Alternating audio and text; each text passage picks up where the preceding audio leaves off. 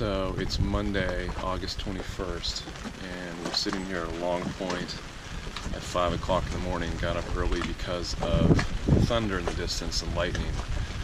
And we're doing a watch here to see if the boat is okay. We need a motor or whatever to stay in position. We're anchored, but it's a little alarming. I'll show you the lightning that's coming up here every once in a while. And now, just as I started recording, the rain is starting to come down. So we've got lightning over there, we've got a lighthouse over here. I'm going to take this down. Okay. Are there a lot of bugs out? Yeah. Okay. So we're going to put foul weather gear on and see what this does. My co-conspirator over here in the dark has got foul weather gear on and light jackets. It's a little bit of a lull. We got a little bit of a sprinkle earlier, but the rain has stopped probably momentarily, and the wind's only like 7 or 8 knots. So we're hoping that whatever it is moving by and around us and not right over top of us, but you never know. So we're going to sit here and watch and be prepared. We're a little more prepared than when we were at Kelly's Island. That was something that kind of completely caught us off guard. Heard the clap of thunder and all of a sudden it was right on it. 40 knots of wind or whatever. So anyway, we're sitting here. I'll show you a little bit more of the flashes of thunder. I mean flashes of lightning and cracks of thunder. The wind's coming up a little bit more now. There we go. Keeps looking like it's straight ahead from us and we're pointed right into it, so the wind's coming right from there. And I just tell you that as general information, it's really hard to tell based on the wind direction, you know,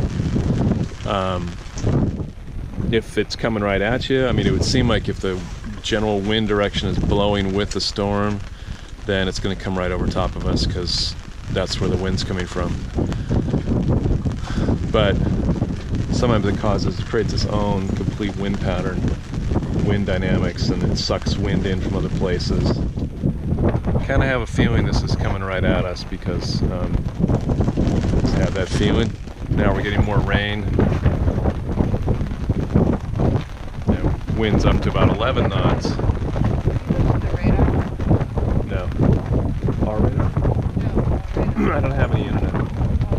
Yeah, so it's another issue we have. Normally we would pull up the NOAA radar, and it shows really well the areas where are concerned where there's heavy rain and thunder, but we don't have any internet connection here. There's no cellular service, and we're way out here at the end of Long Point, and it's a nature preserve, so no Wi-Fi anywhere. So that's it for the moment. We're going to hang out and see how it goes. And thankfully the rain moved beyond us, around us, down sort of the center of the lake. Rain and thunder and lightning. So we were spared, which is great news.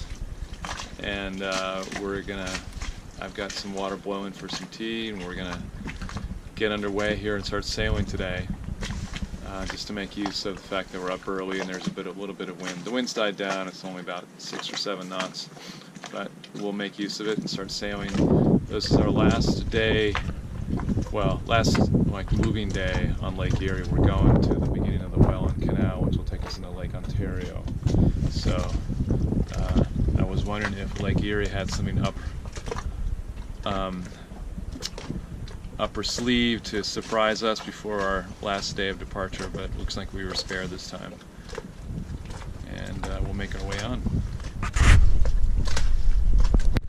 I'll just show you some of the cool kind of clouds and light that happens at this morning time.